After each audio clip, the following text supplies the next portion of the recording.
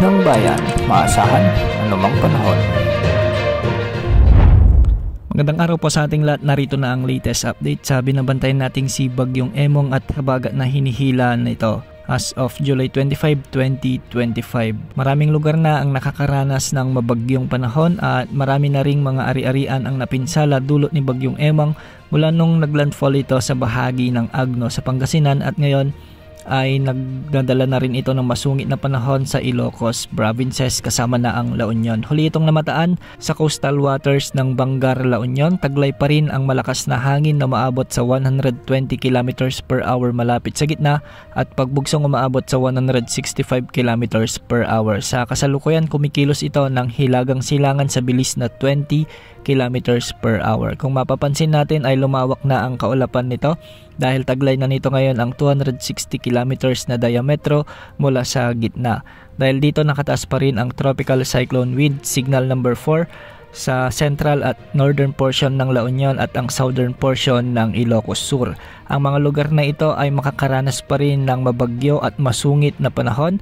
Posible ang pagbaha at pagguho ng lupa. Samantala, signal number 3 naman sa kanlurang bahagi at northern portion ng Pangasinan, ang kanlurang bahagi ng Benguet, ang nalalabing bahagi ng La Union, ang nalalabing bahagi ng Ilocos Sur, ang southern portion ng Ilocos Norte, Abra, ang kanlurang bahagi ng Mountain Province, kanlurang bahagi ng Kalinga, ang kanluran at sentrong bahagi ng Apayao. Samantalang signal number 2 naman sa nalalabing bahagi ng Ilocos Norte, Batanes, Babuyan Islands, nalalabing bahagi ng Apayao, ang buong mainland Cagayan, nalalabing bahagi ng Kalinga, nalalabing bahagi ng Mountain Province, ang kanlurang bahagi ng Isabela, ang buong Ifugao, ang nalalabing bahagi ng Benguet, ang buong Nueva Vizcaya, ang nalalabing bahagi ng Pangasinan, ang northern portion ng Zambales, ang northern portion ng Tarlac, northern at western portion ng Nueva Ecija. Samantala, signal number 1 naman sa nalalabing bahagi ng Zambales, northern portion ng Bataan, northern portion ng Pampanga,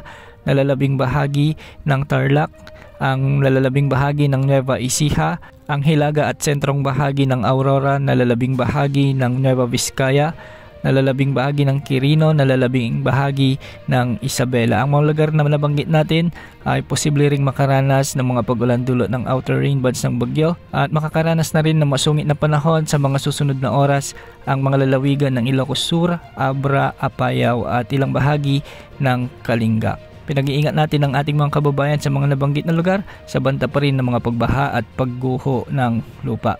Sa kasalukuyan ay nasa Bangar, La Union na ang sentro ng bagyong si Emong. Sa mga susunod na oras ay tatawirin naman nito ang ilang bahagi ng Ilocos Sur kasama na ang Abra at Apayao. Pinag-iingat natin ang ating mga kababayan dito. Maghanda na dahil malalakas na pagbugso ng hangin ang patuloy na mararanasan sa mga lugar dito. Samantala, maraming lugar naman sa Pangasinan ang nalubog sa baha kasama na ang ilang bahagi ng La Union.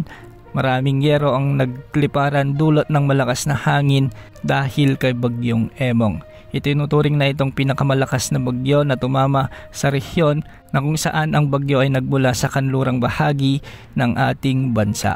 Abangan ang mga susunod na updates na ating ilalabas ukol pa rin kay Bagyong Emong at ng habagat na pinalalakas nito. Yan mulang lagay ng panahon. Ito po ang weather update ng bayan, maaasahan anumang panahon.